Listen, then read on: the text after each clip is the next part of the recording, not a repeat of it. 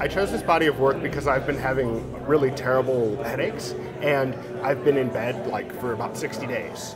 And while I was in bed and thinking about, and in excruciating pain, I was thinking about my life, and I was thinking about what mattered. And it's the human connections and the people that I've known, and we've changed each other's lives. People from all different walks of life who are in these works, either both real and imaginary, that have affected me.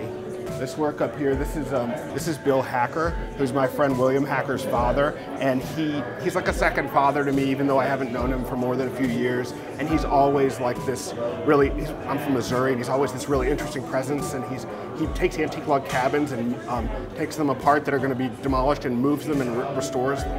And you know, he's been doing this for 30 years, and he lives in rural Missouri, and he's an amazing, fun, interesting guy, and I wanted to have him with me. So I made this print. These are two vendors at the 25th Street flea market in Chelsea, OC and Craig. They're very important people to me. I get objects from them that inspire me constantly. I'm always finding antiques and objects that are making me want to draw or work in a different way. And so these people are very important to me for the objects they've provided and for the inspiration they've provided. All of these works have these connections, and then I also have antique works that have inspired me to work. Like this is Edward Vuillard's program, I guess, for a play by Ibsen from 1893. And I had this in my collection. I found it actually at a thrift store. So the line quality really inspired me to draw this work and these lines, and to open up in a way that I hadn't before I got sick. I make all my own paint. All of these colors here they're ground mineral pigment. So I take an object, like I'll take a broken lapis thing I buy at the flea market, or some piece of malachite, some piece of stone, and I'll grind it first with an electric mill and then by hand. And then I mix it with linseed or poppy oil, usually poppy oil, and then I either tube it or I just use it.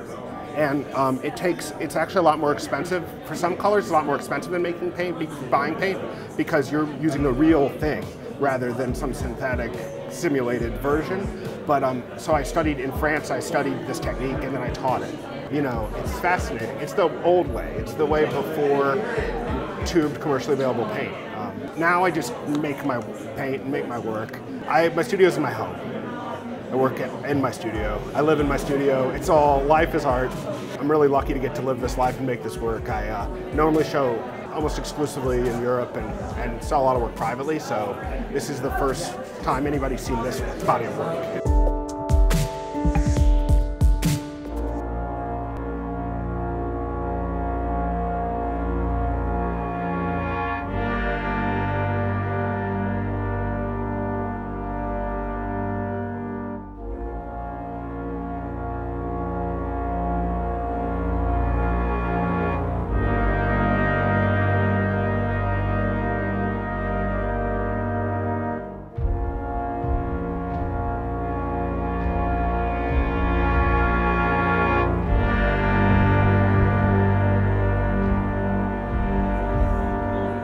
The process is I draw first. Everything hand draw.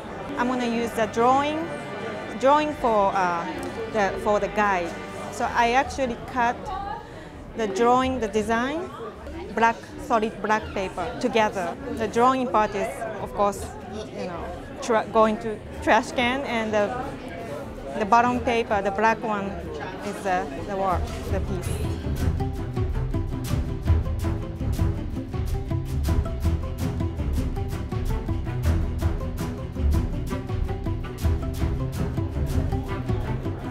Just cut little by little.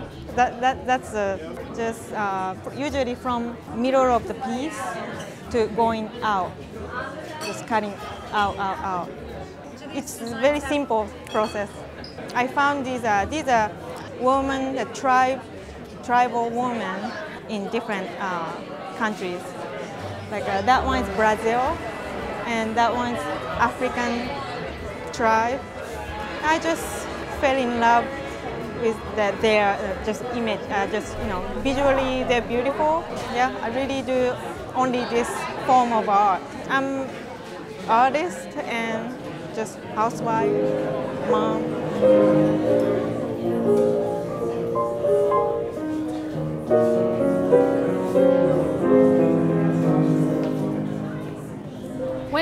work with the sewing machine because the sewing machine produces a true three-dimensional line with the top and the bottom that actually in a book can be moved through space, turning the page. So when I work with this line, I see this side and I can't see yet the other side. So I define this as my present, and the side that I don't see yet, but I know and I can imagine it, is my future. When I turn the page, I find what was my future, but now is my present, and is also the memory of my past. Because of this, then I continue on the following side of the spread, defining again the rest of my present, while I then put down the foundation of my following future. While this page, which I don't see anymore and I remember it, is my past. And this goes on for the 16 pages of the book, which is the result of cutting and folding a sheet of paper 22 by 30, which then is worked in both sides. These are all done with sewing machine and watercolor and pen. Fantastic.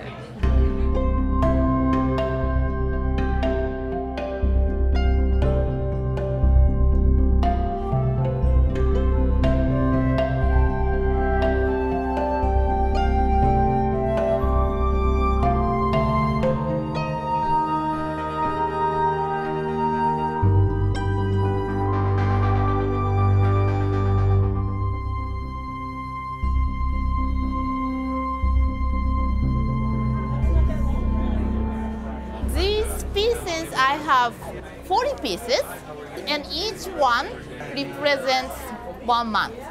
To do that, I have metro cards in there, and the layers of papers are like about 30. And it's 40 pieces because 10 metro cards each year, so 4 years. This one is more of like a more specific time instead of like a general time passing.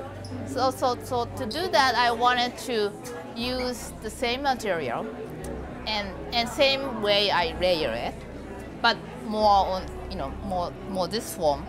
Oh, the reason why I chose paper originally was I was interested in making three-dimensional works with two-dimensional materials. Then I made the works by layering it, and so that's a continuation of the same technique I use.